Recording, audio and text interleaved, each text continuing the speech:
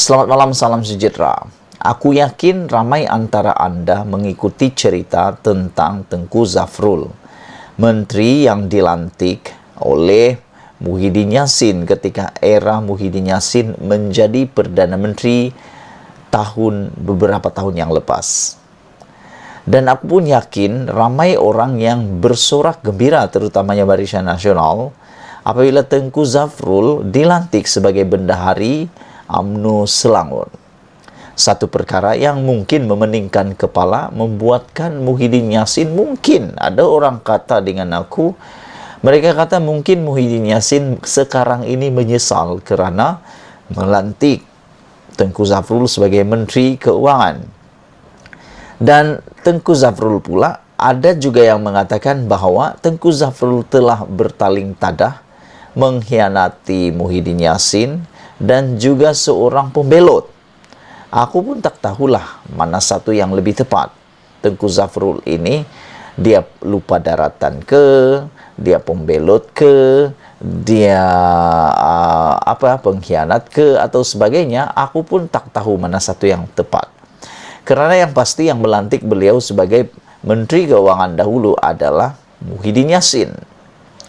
Namun demikian, ada lebih besar rahsianya di sebalik pelantikan Tengku Zafrul sebagai Bendahari Barisan Nasional Selangor. Ada lebih besar isunya di sini, yaitu menonjolkan Tengku Zafrul mesti diiringi kesediaan pemimpin lama berundur pergi, termasuklah Zahid Hamidi. Adakah dengan pelantikan Tengku Zafrul yang ditonjolkan ini membuatkan pemimpin-pemimpin lama yang sudah veteran tua seperti Zahid Hamidi terutamanya yang mempunyai kes mahkamah bertimbun-timbun itu akan letak jawatan dan bersara? Bersediakah beliau memberi ruang kepada anak-anak muda? Daripada sudut yang lain, keputusan Barisan Nasional Selangor melantik Menteri Keuangan Tengku Zafrul Tengku Abdul Aziz sebagai bendahari yang baru adalah cerminan bahawa tokoh muda, profesional dan berketerampilan dilihat amat perlu diketengahkan bagi mencari kemenangan dalam PRU 15 akan datang. Aku bersyukurlah kerana UMNO mula sedar bahawa mereka perlu pemimpin-pemimpin baru untuk menarik minat orang rakyat memilih UMNO semula. Dengan dilantik sebagai Bendahari Barisan Nasional, Tengku Zafrul pasti akan diberi laluan bertanding di salah satu kerusi parlimen di negeri itu dan atau mungkin bakal dipertaruhkan sebagai calon Menteri Besar Selangor. Dan tidak keterlaluan kalau dikatakan bahawa mungkin Tengku Zafrul akan menjadi poster boy UMNO dan Barisan Nasional di Selangor. Tidak ada yang mustahil. Kalau sudah ada yang mengatakan bahawa Tengku Zafrul adalah bakal Menteri Besar Selangor, tidak juga mustahil beliau wajib menjadi poster boy di Selangor. Maka tidak dapat dinafikan, jika itu dilakukan dan disertai kebanyakan calon yang akan diketengahkan juga terdiri daripada orang muda, profesional, berketerampilan, Barisan Nasional mampu memberi cabaran kepada Pakatan Harapan yang telah berkuasa di Selangor sejak 2008 lalu. Contoh telah ditunjukkan dalam PRN Melaka dan Johor, di mana barisan muda dan berkelayakan yang ditonjolkan terbukti mampu menghasilkan kejayaan. Persoalannya, sediakah orang-orang lama dan warlords dalam UMNO Selangor memberi laluan?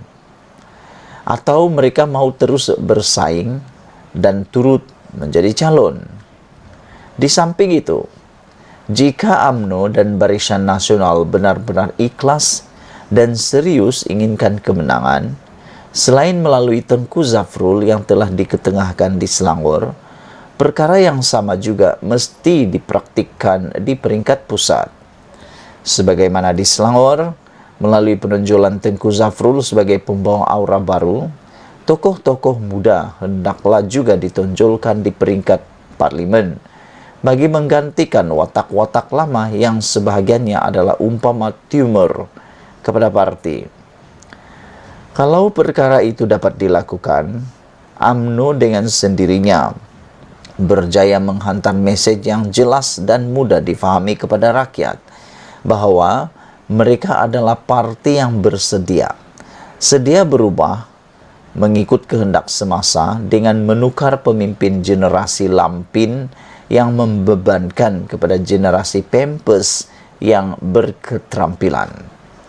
Sementara lagi Perdana Menteri Ismail Sabri Yaakob yang sudah diputuskan sebagai posto boy Barisan Nasional (BN) baru saja berumur 62 tahun, pemimpin yang lebih tua daripada beliau harus sedar diri. Inilah masanya mereka pergi berundur diri. Tidak perlu lagi mereka turut sama berebut dan bergelut untuk terus mendapatkan kedudukan dalam parti dan kerajaan. Lebih terpuji kalau semua itu dimulai dengan Presiden UMNO sendiri menunjukkan teladan, berlapang dada, dan berjiwa besar, mengumumkan tidak akan bertanding lagi dalam PRU akan datang. Dalam keadaan UMNO perlu menang pada PRU 15 akan datang, tetapi laluannya pula tidak lapang, langkah terbaik dan mungkin memberi kelebihan menuju kemenangan ialah dengan Zahid Hamidi mesti mengetuai barisan pemimpin akan mengundur diri itu. Lagi pula, sudah banyak nikmat dunia melalui jawatan yang dipegang selama ini telah pun dirasai oleh pemimpin-pemimpin lama itu. Lalu mereka mau apa lagi? Itu persoalan yang paling besar. Pemimpin muda seperti Rizal Merikan Nain Amerikan, Khairi Jamaluddin, Dr. Ashraf Wajdi Dusuki, Sahril Hamdan, dan lain-lain harus diketengahkan serta diberi laluan yang lebih selesa untuk mengambil alih dan seterusnya mengisi kepimpinan masa depan. Mereka inilah antara pewaris kepimpinan UMNO masa depan. Tambahan lagi, pemimpin muda seperti Rizal Merikan dan Khairi Jamaluddin yang terbukti telah menunjukkan prestasi memberangsangkan melalui jawatan menteri yang mereka sandang sekarang.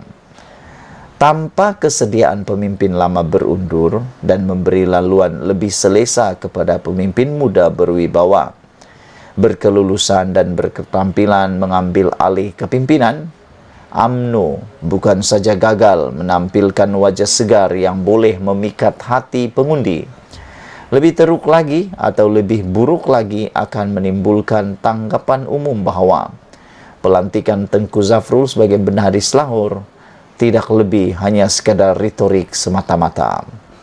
Sebelum kita berpisah, sila tinggalkan komen Anda. Adakah Anda juga bersetuju bahwa Zahid Hamidi perlu letak jawatan, perlu mengetuai, mengundurkan diri bersama dengan kawan-kawan yang sudah lama? Sekian dulu untuk kali ini. Jangan lupa tinggalkan komen Anda. Sila tinggalkan komen Anda, tekan butang subscribe, share video ini. Kita jumpa lagi. Bye-bye.